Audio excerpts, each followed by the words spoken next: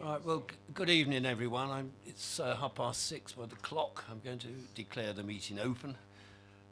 First of all, I have to read out the H&S notice. There are no fire alarms scheduled for this evening, therefore, if the fire alarm sounds, please evacuate the building immediately. The fire exit is located at the rear of this room. Go down the stairs and meet in the War Memorial Park. Please note that this meeting is being webcast live on the internet. The webcast will also be published to YouTube after the meeting. Please can all members and public switch their phones off or turn to silent. Thank you.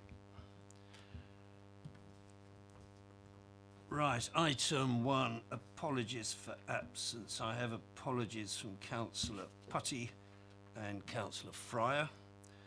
Substitutions, I'm delighted to welcome Councillor Sanders, who's substituting for Councillor Putty. Thank you very much for being here. I'd also like to, at this point before we go into the agenda, to welcome Councillor Cousins, who, having, if I may say in football parlance, turned out twice for the reserve team, now finds himself in the first team. Done my apprenticeship. And you're very welcome.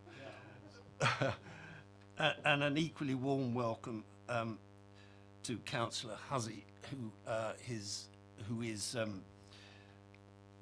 replacing Stuart Parker, who retired last month at the local elections. A very warm welcome to you, Councillor Hussey.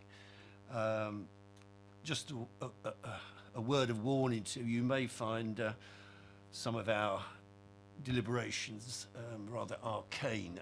You'll get used to them pretty quickly, I hope, and will no doubt make a good contribution. Can I just put on record our thanks to Stuart Parker for his contribution to the work of the Standards Committee, and to wish him well in whatever he's doing at the moment. We're certainly, I think, going to miss his eagle-eyed attention to detail, which from time to time kept us on our toes. Good, thank you. Item 2, declarations of interest. I know of none. Good. Urgent matters. I know of none. Appointment of vice chair. To appoint a vice chair to the Standards Committee for the 2019-20 municipal year. Councillor Putty has indicated to me that he would be happy to continue in the role of vice chairman, and I am very happy for that to be the case, and would propose that that he be appointed. Do I have a seconder? Thank you, Mr. Basting. Are there any other nominations for the post? No. Is it all agreed that Councillor Putty be vice chairman? Thank you very much. Thank you. 5, minutes of the meeting held on the 27th of March this year. This is to agree the minutes in terms of their accuracy. Does this meet with everyone's agreement? Yeah, thank you. Item 6, review of terms of reference and membership following review of accounts and audit terms of reference. This item has been deferred.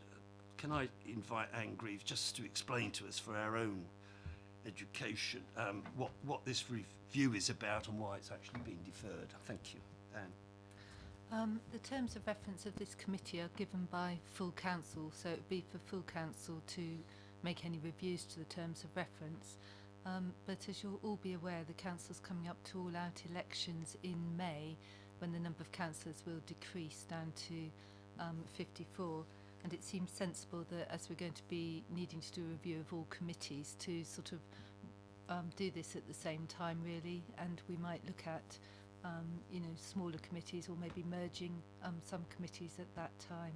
So it's just a bit premature really. Fine, thank you very much, Anne. Item 7, Standards Committee Annual Report. Right, again I'm going to invite Anne to just introduce this item and explain some of the reasoning behind the figure work and the dates that are included in the annual report. Thank you, Anne. Thank you, Chair. This is the annual report, and the forward has been written by the Chairman. It was my plan to cover the period from the 31st of May to the 1st of June, but the Chair has indicated that he wants it done to the municipal year, so it would be the 1st of May 2018 to the 30th of April 2019, if that's what the committee wants. So I would need to revise the report. It also covers, or rather within the complaint figures, I've covered the last year when there was no annual report, so I put the figures in there just so that they're in the public domain. If we are sticking with the municipal year to end at the 30th of April, then I will need to revise the complaints figures to take out the complaints that we've had in since the end of April, i.e. during May. So that will need to change at all. It's a bit wider than previous reports that you've done, in that it deals not only with the complaints figures, but I've also put in some comments about the other work that this committee has done, that you've been looking at training and the report on standards in public life, so it's a bit wider than usual. And I was going to suggest that this time we take it to council so that council can receive the report and read it rather than just publishing it. I'm happy to take anybody's comments. Can I just jump in at this point and say, thank you, Anne. Yes, the report, I think it achieves something which previous reports haven't achieved. It's a bit more interesting, I think. It actually highlights, and I think I say this in the foreword, other work that we get involved in other than dealing with complaints. I think hitherto people have probably thought that all we ever do is complaints, but I think we've taken on to ourselves a wider remit to advise and help council in standards issues, and there are other subjects here which we've covered in the report, which I think makes it far more interesting. The second point I would make, just to underline what Anne has said, is that I think it's important to dovetail the annual report into the municipal year. It makes sense if the council is determined by a municipal year, then I think the Standards Committee report should also cover a municipal year, and that's what I put forward, which I hope everyone will agree to. Okay, does anyone want to make any comment? There are one or two glitches in here which will come out. For example, programme at the end as the IT spelling and things like that. So there are minor issues. But has anyone? Yeah, right. Mr. Evans, you want to have a word? Chairman, thank you. Unfortunately, I don't think I was at the meeting where this schedule was brought up, the recruitment process for independent persons and independent standards assessors. Can I go one thing? Independent standards assessors we are. What do we assess? As far as I'm concerned, this is more important. I'm a independent and a lay member of the committee. I don't sit there just to assess things. That's a small aside.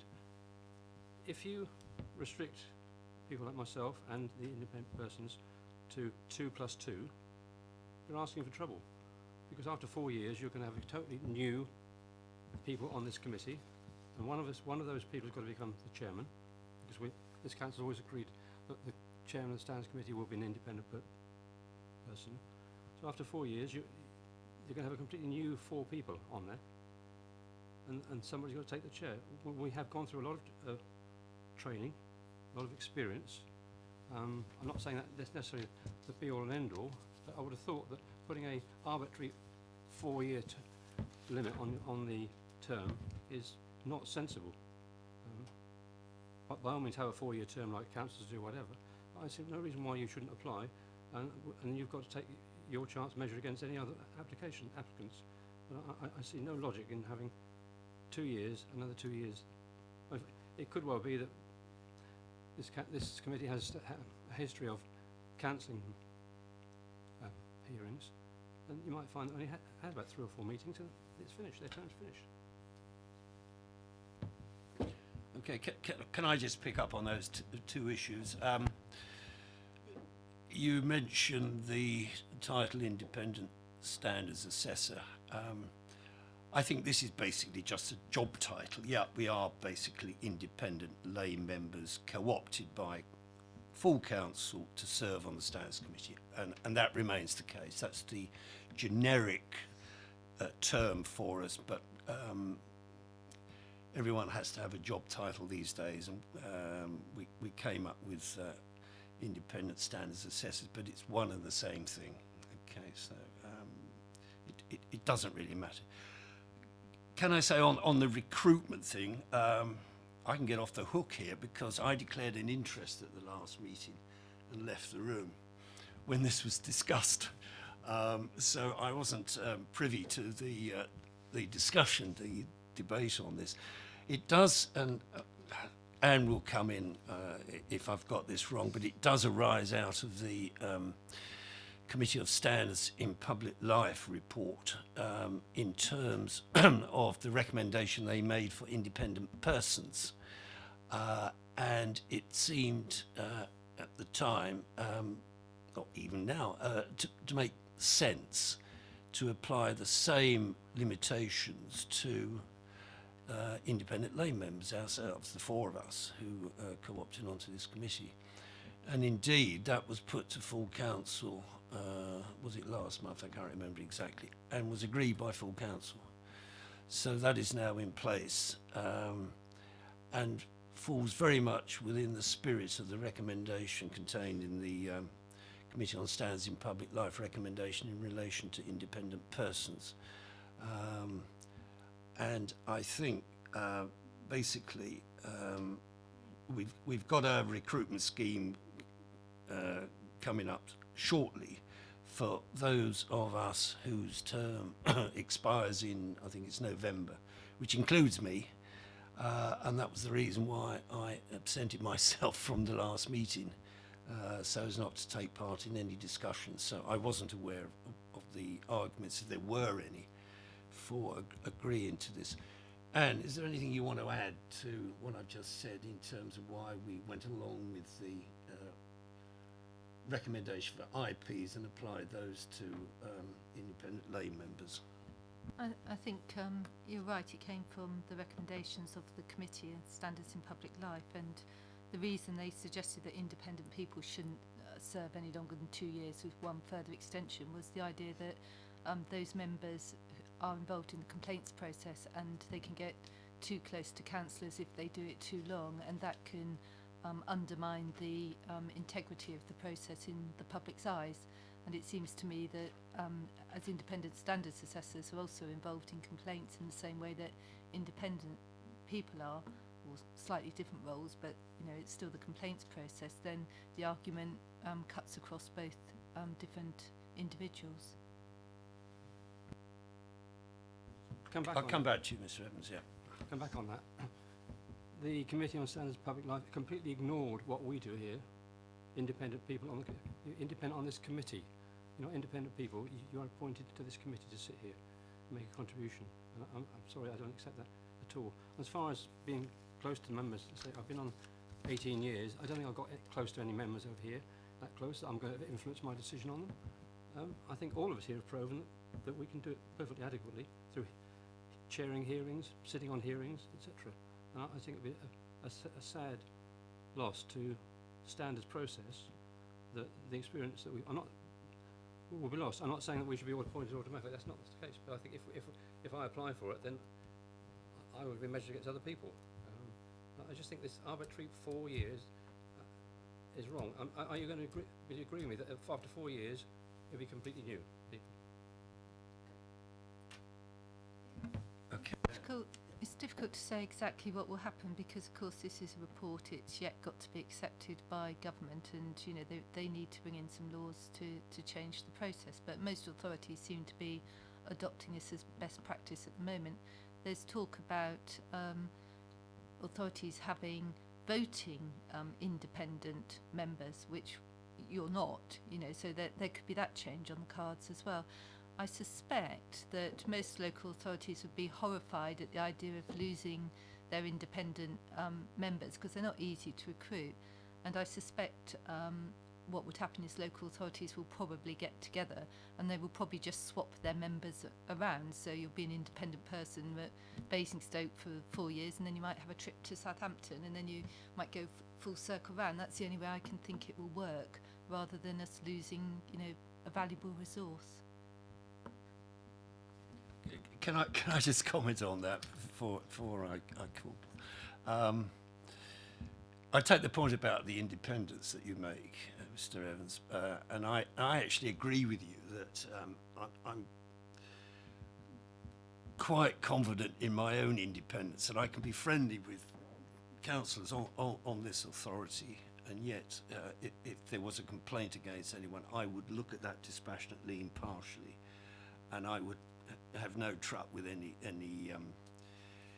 friendliness that I may feel towards that particular individual. But that is a debating point which we can talk about forever and a day.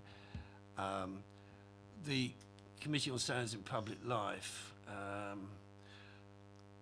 you mentioned that they didn't refer to the independent lay members here. Well, Basingstoke and Dean Borough Council is rather unique, as I made clear in the written submission I put to them for their evidence, for their report, that Basingstoke and Dean Borough Council has this extra tier of independence, which I think is a fundamental strength, and it was recognised by Council some years ago after the Localism Act came into force, that to retain the services of experienced people like ourselves can only be for the good. So Basingstoke and Dean Borough Council is unique, I think, in having this extra tier of independence. So to say they didn't acknowledge it or take cognizance of it, well, that's because they probably didn't know about it. But I certainly made great play of it as a strength in the report, in the evidence I submitted on behalf of the council. Okay, Mr. Basting, you want to come in? Yeah. Yeah, thanks, Chair. Yeah, I reject totally the notion that I am no longer independent in terms of my when I review cases that come to me. I base decisions and recommendations on the evidence and nothing else. So I think it's a very flimsy excuse, but it's come from another source. The main thing I wanted to say was that just looking at the proposed draft, I find an inconsistency right at the beginning. I mean, the heading says Standards Committee Annual Report, May 2018 to June 2019, and then, Chair, in your forward it begins, I am pleased to present the report of the Standards Committee for the period July 2017 to April 2019. So I think it needs to be tightened up in some way so that thing is consistent. Can I come in on that? Yes, when I first put this together, I looked back at the last annual report that was produced, and that was July 17, the period ending July 17. And so I took it from then onwards, and I deliberately did not call it an annual report. I called it a report. But in subsequent discussions with Anne, I decided, or between us we've decided, and I hope that has your agreement, that we will go back to calling this report an annual report, and by definition we need to have a 12-month calendar year, a municipal year, and that's why the deletion will take place to take out the 31st of May 18 to June 19 and put in 1 May 18 to 30 April 19. That is the year, that is the annual report, and so there will be corrections to reflect that. So we will have an actual annual report rather than what I thought initially was just a report carrying on from where we left off in the last report, which ended in July 17, if that makes sense. I hope it does. So that will be corrected to reflect the annual status of the report. So we need to put that into being. Right. Can I just mention one other thing on this on the recruitment, the second column on the back page on the other work which we've been talking about, I agree with Anne that where we say in its March 2019 meeting, the committee considered arrangements for further appointments to replace independent person. We're going to delete the word replace and insert appoint, because I firmly believe that replace suggests something else other than appoint. I mean, if the people who are still in post are still performing to a satisfactory degree, then there's no reason why they shouldn't be reappointed. So that's just a minor thing, but I think it's an important thing. Has anybody else got any? Councillor Sanders. Thank you, Chair. I was just going to make the suggestion that, as I think Anne mentioned earlier on, we have a new council next year, new size. There is inevitably going to be some discussion, though, from my experience of sitting on the working group that deals with that. It can go on for years and never come to any conclusions on what the size and shape should be. But on the grounds that there will have to be a review of committees and what they do, it might be appropriate to wrap up this whole question of the appointment of independent persons with that once we've got a clearer view of what the size and scope of the role of this committee will be in the future, then it will be easier then to determine what the appropriate period might be. I mean, I am conscious that these wonderful committees that sit and pontificate on these matters have absolutely no idea what goes on at the ground, and really, and the sheer difficulty of getting good people to want to be involved in what is a very, sort of obscure area of local government, and to just cavalierly throw people away because we've come to a 2-year period. And I'll be very honest with you, the 2 years was agreed by council, but apart from maybe one person, nobody really knew what the hell they were talking about or why it should be of any importance whatsoever. So I wouldn't be hamstrung by that decision as being something that says it couldn't be changed in the future. So you might want to put a sentence or two in there just to refer to the fact that these changes and this review is coming up, and this will be an appropriate time at which to review that whole question again. Well, I wholeheartedly agree with you, Councillor Sanders. Thank you very much. That's eminently sensible, and I think we will go along with that. I buy into that immediately. We will certainly do that. I mean, what full council has agreed can be undone. We've got it in place at the moment, but I think let's see how we get on in the future. Let's see what comes in the future, and let's review the position in the future according to the needs of council, and I think that's the way forward. So thank you for that. We will take that on. Councillor Agnew. Yeah, my comment was that if the independent layperson is actually an extra tier, then, and it's not regarded in the local government report, then take them out of that equation and just leave it as the one that they're referring to, the independent assessors, whichever one it is. And if do you we want to got come the in extra on that? tier, Yeah. The report refers to the independent persons that you have to have as a matter of law.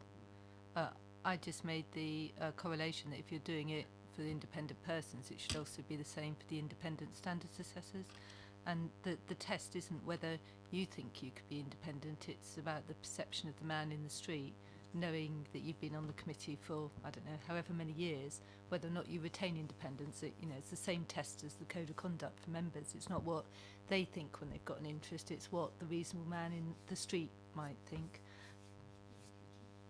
well, sure.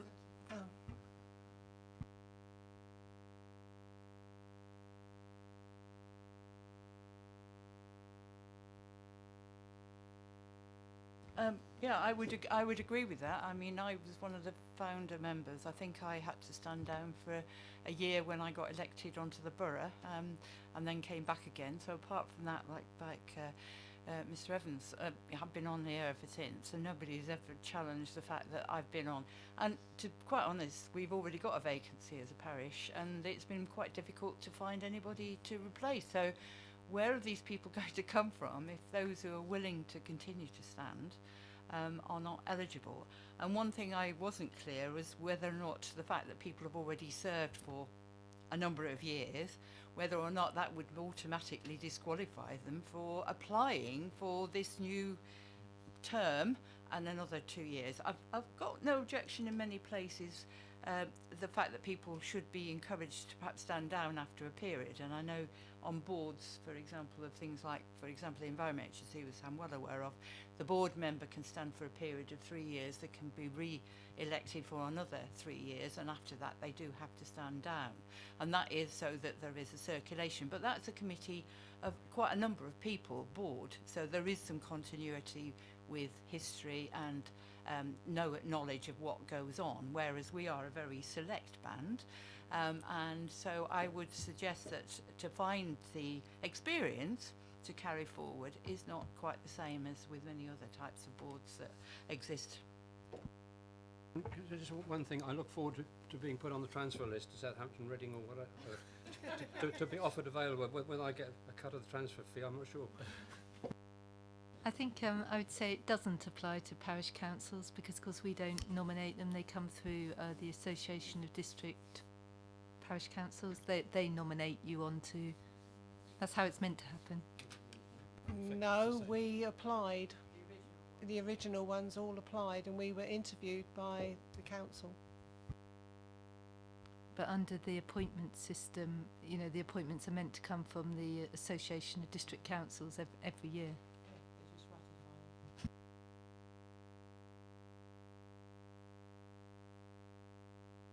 Can I just say one thing?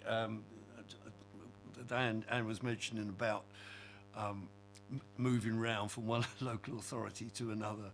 I think there are two issues here. Eventually, I think age gets the better of some of us. And secondly, I don't think there's any real consistency between local authorities' eligibility requirements. I know of some local authorities who say if you've served in the last 5 years on another local authority in the same capacity, you're not eligible to apply for a vacancy with us in that capacity. So, you know, it's not guaranteed, even if you want to make a second career, that you'd necessarily be able to do that. Okay. Are we done on that? Are we finished? Have we? Yeah. I think we have a very sensible view from Councillor Sanders, which I'd say we're going to take on board. Otherwise, subject to amendments to the draft of the annual report, are we happy that this should go forward in the present form? Yeah. Okay. Thank you very much.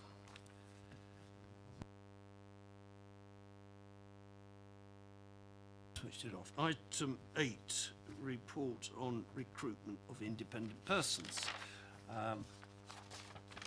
To receive a verbal update on the recruitment of independent persons to the committee. So if I can invite Anne to give us an update. Thank you.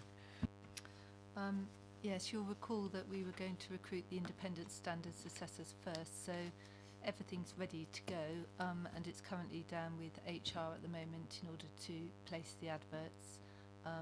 We will be contacting you to, I can't remember who was on the interview panel, but we'll probably put the date in the advert and then work backwards as we publish the advertisement.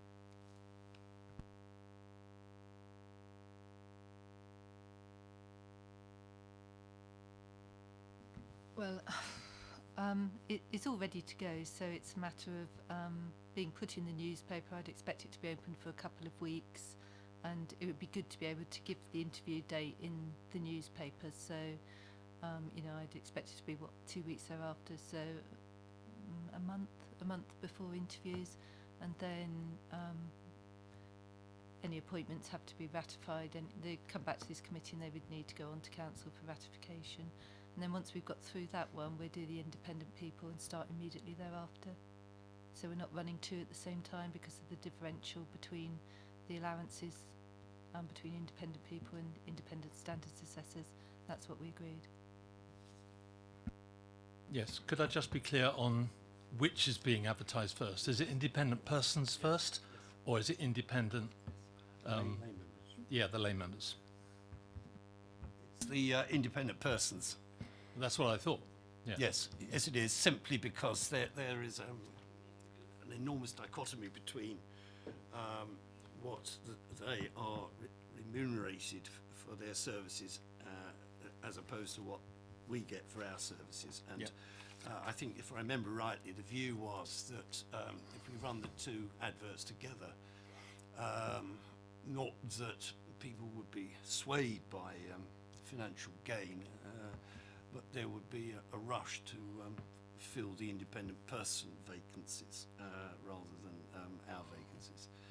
So that was the logic behind it. So we agreed to take the IPs, the independent persons first, and then the independent standards assessors, independent lay members, second in a separate recruitment.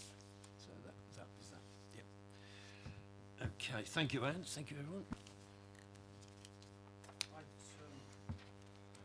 Item 9, the local government ethical standards best practice recommendations. Can I, before we look at that, can I just thank the working party that was set up at the last meeting in March, which consisted of myself, but thanks go also to Councillor Agnew and Mr. Bastin for the work that they put into the discussions that we had in that working group, and also to Sadie here, who did an enormous amount of work in supporting us. I'm very grateful to all three. We went through the Committee on Standards in Public Life recommendations on best practice, of which you've got a chart here itemising what, in their view, were the 15 best practices that standards committees could adopt. And we have Anne's comments underneath. Our initial comments are in the sort of bold type, and then underneath in the fainter type are Anne's comments. I think it might be useful if we don't spend all evening going through all 15 of them, having separate views on what we could take on board or what we've already got on board, because a number of these things we've already got on board in varying degrees. And what I would suggest is that we actually get the working party to have a meeting with Anne, and we consider these recommendations, these best practices, in the light of Anne's comments, which we didn't have at the time, and then report back to the Standards Committee at its next meeting with some firm proposals. I think that makes more sense than trying to go through these 15 in committee. Just for flavour's sake, there is one that just jumps off the page at me, and that's number 3, where they talk about principal authorities should review their code of conduct each year and regularly seek, where possible, the views of the public, community organisations and neighbouring authorities. I think part of that I would go with immediately, because as far as I know, although we review the arrangements for dealing with complaints under the code, we've never actually looked at the code in any detail, and there may well be a need to update it or amend it or do whatever. And so I think that's one that I think we would need to look at. And just as an aside, I personally wouldn't be in favour of bringing in outside bodies and that. I mean, I think we have enough people here with views on this without inviting the world at large to have a view on what should be in this local authorities code of conduct. I may be wrong on that, but that's just an appetizer. So what I propose is that the working party reconvenes, has a meeting with Anne, we go through these in detail, and then come back to you all at the next meeting of the Standards Committee, if that is what you would like to do. Mr. Basting. Yeah, can I support that view, Chair? Because it's important to remember that the Committee of Standards in Public Life have said that they will review implementation in 2020. So if we were just to sort of note this paper and push it under the carpet, as it were, it would make difficulties when they come knocking at our door next year.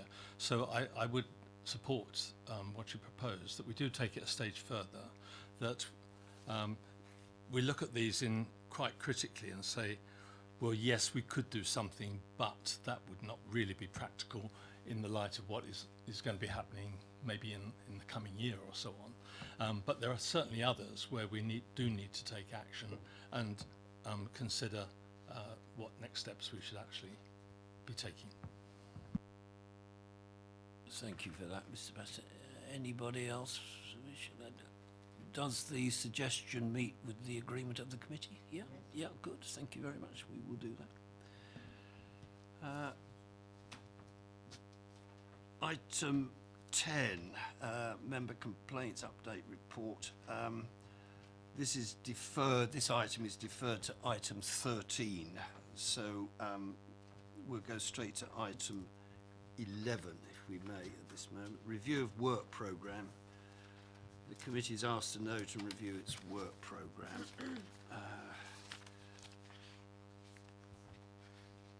Right. Has anyone any views on the programme as set out in the chart right at the end? Can I ask Anne to comment? Yeah. Chair, I was just thinking on the 7th of October meeting, you now want to put in the last report that we've discussed, so there'll be a report back from the working group, so that needs to go in. Yep.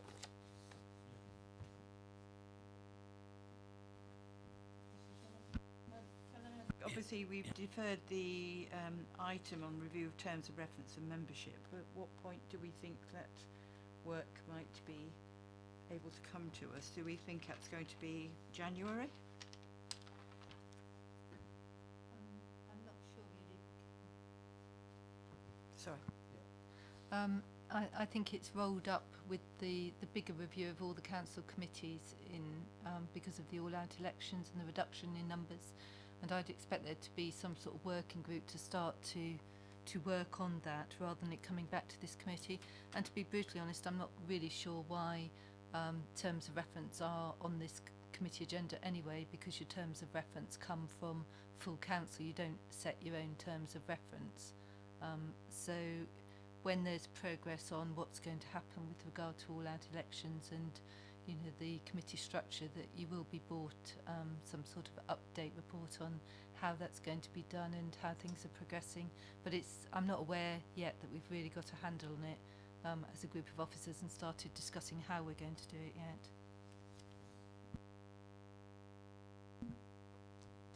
I've just got one comment on the next meeting on the 7th of October. Second bullet point, where we talk about report on recruitment of independent standards assessors. We need to obviously have a report on the recruitment of independent persons and independent standards assessors as well. So we'll be wrapping up both recruitment schemes in that item. Councillor Sanders. Coming back to the point we were discussing a bit earlier on, really, we are, as a council, notoriously bad at getting ourselves organised in terms of the constitution and the committees that we have and things like that. If we don't start now, we will not have anything decided by the time that we need to put things in place in May next year. It won't happen. Therefore, some of the things which may have some implication on the work programme here fall out of that work. So I would suggest that this committee ought to send to, via the Chief Executive, a request that they get on forthwith through the Constitution Working Party or through the group leaders meeting or whatever is appropriate, dealing with this issue. One of the issues is actually the constitution of the Constitution Working Party, because that has never been resolved either. It's just a group of odd ad hoc people who turn up for meetings, which is clearly not the right way to proceed. So I think a quick kick up the backside from this meeting to the powers that be, whether it's the political leaders or the officer leaders, to get on with it before it's too late wouldn't be a bad thing. Well, thank you for that. This is probably slightly out of my realm, but I'm very happy to lend support to what Councillor Sanders has just said. If perhaps Anne and I can talk about, how we go about aiming this particular kick in the right place in terms of constitutional bodies, of which I'm not too well educated, I must admit. So I will certainly talk to Anne about this, and we will certainly apply whatever pressure we can to facilitate the getting on with whatever they need to be getting on with, basically. Okay, so yeah, thank you. Now, Mr. Evans. It concerns me rather that I may have misunderstood what Anne said, but she seemed to be saying we have no input on the terms of reference review. Surely it should start here, but this is what we've had. Do we think it needs change in light of our experience? And then we know we don't actually set it, clearly not. We should have some input in the early stage rather than sort of saying, whoever, there's your terms of reference, get on with it. I think as part of the wider review, at some stage there will be a proposal as to what this committee should look like in the future, or indeed whether it gets merged with, say, Accounts and Audit Committee, and then that would be appropriate to bring it to you for your comments on it, even though full council would take the ultimate decision. But at the moment we just don't know, what form it's going to take, so there's nothing really to consult you on. Mr. Chairman, is it not part of the paper that we just had that there has to be a standards committee? I mean, the report actually doesn't say that it can be merged with some other committees, and those of us on the parish side, I'm sure, wouldn't necessarily find a great deal of interest and a matter of comment in being part of an audit committee of another organisation. We obviously make comments on our own audit, our own councils, but I can't see that that's going to encourage more input. So I'm quite surprised that there could be a merger, because my understanding was that the Standards Committee was one of the things that had to be provided under the legislation as it is, unless there's a suggestion, and I didn't pick that up, there was a suggestion to change it. I think if we were going to do it, and what some other authorities have done is they have merged their standards and their audit committees, but then you normally have a subcommittee of that would continue to deal with complaints, whereas the audit committee looks at the wider risk of training, etc. But I suppose the sheer fact will be that instead of having 60 members to play with, we'll only have 54 members, and it might mean that we don't have as many meetings as we used to have. But until we've started that work, I can't say which way it will go.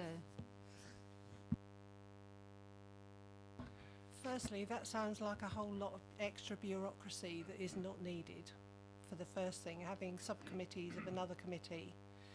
It also, I think, feels that we lose our independence from everything else, which is one of the things that we have been saying for a long, long time that we need to maintain from everything else, is our independence. Mr. Bastin, did you want to speak? No. Okay. Cousins. Thank you, Chair. I think Councillor Sanders makes a very good suggestion that this committee should say, come on, you've got a big change next year, you need to get your house in order long before the deadline day comes. And I think it would be prudent of this committee to say you also need to think about the Standards Committee and how it maintains its independence. I, for one, really do not want to see it being swallowed up somewhere else. I think it needs to retain its independence. It works very well retaining the independence that it currently enjoys, and I think members would like to see that continue. And I, as I say, I think yes, put a letter forward, but I think actually stake this committee's claim out front, which is keep us independent, do not allow us to be swallowed up somewhere else. Can I echo what you've just said? Yeah, if there's any any suggestion that we don't have a separate standards committee, then I, for one, will walk. We need a separate standards committee. It's not just about having a subcommittee to deal with complaints. As I've tried to explain on the annual report, yeah, we deal with complaints. That's our core responsibility. But the standards committee, we widen what we do for the council. We do other things. We want to do other things apart from complaints. So to be a subcommittee of some other committee just to deal with complaints, I think will just destroy the whole fabric of what we stand for. So I am definitely in favour of maintaining a separate standards committee. But we're not going to have that debate tonight. This is for the future. But I'd just flag up that I think round this table there is an almighty lot of opposition, should anyone have the temerity to even suggest that we amalgamate with some other committee of which we haven't got a clue what they're doing. So let's just mark that for the future and deal with that when it happens.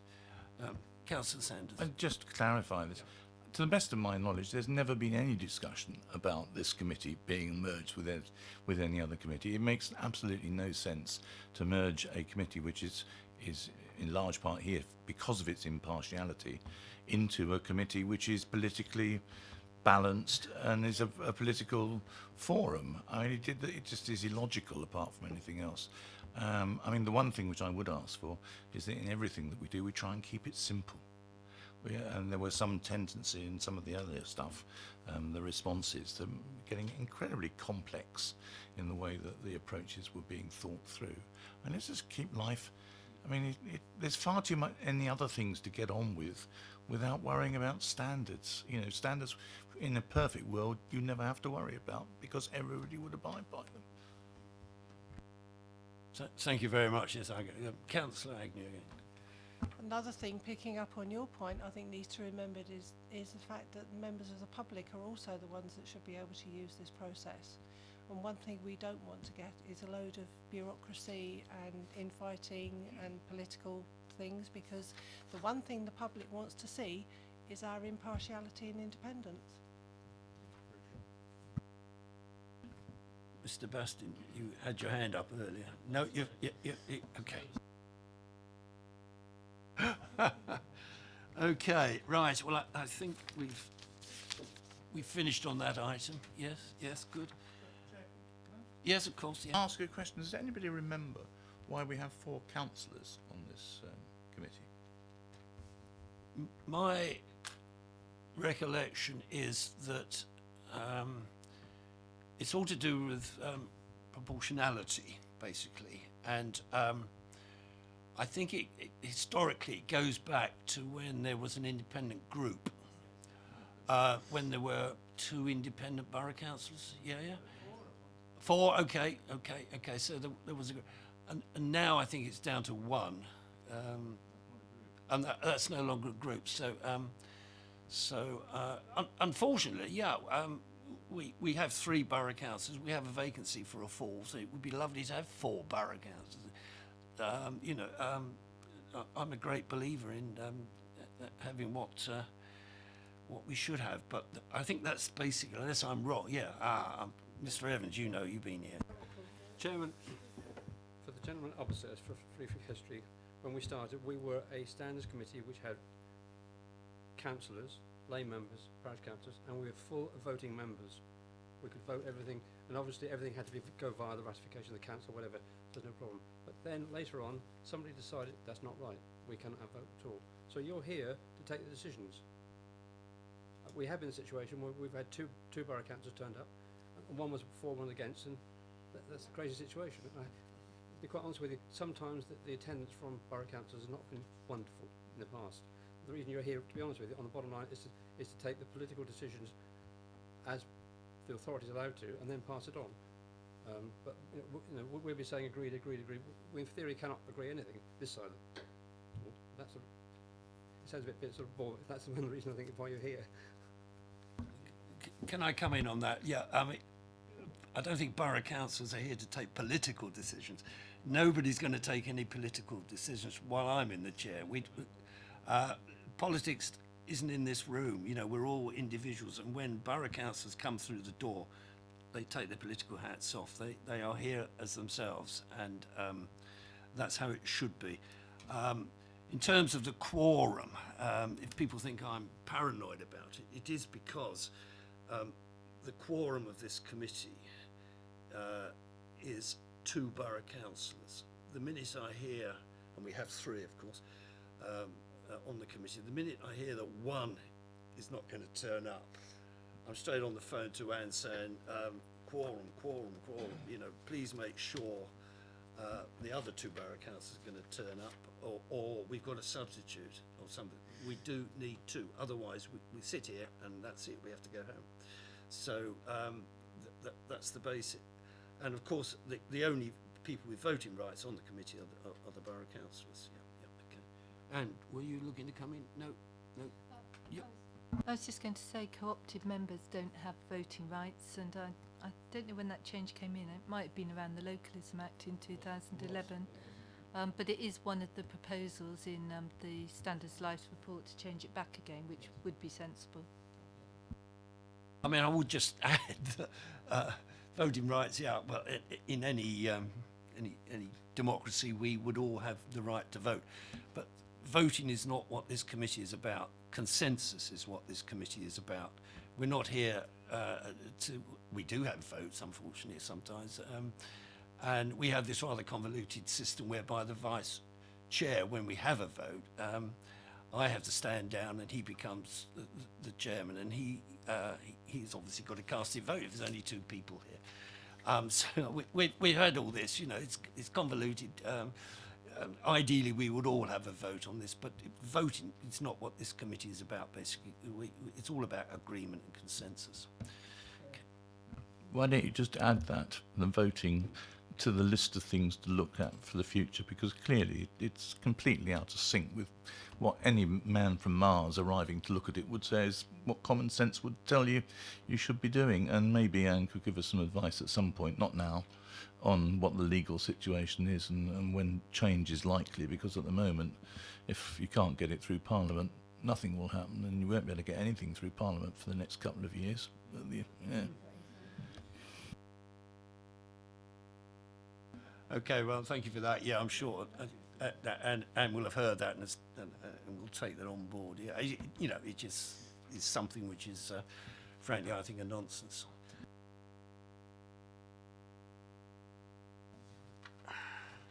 Right, so are we happy that we've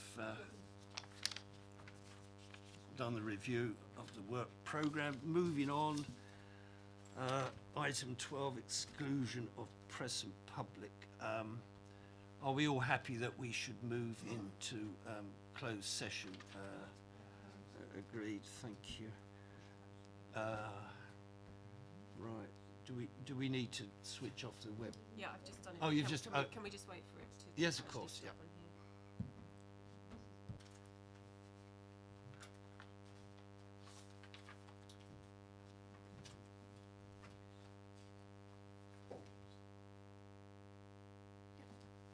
here? Okay, we're now back in open session. There are no more items on the agenda, and therefore I will now declare the meeting closed. Thank you very much, everyone, for coming out on such an inclement evening.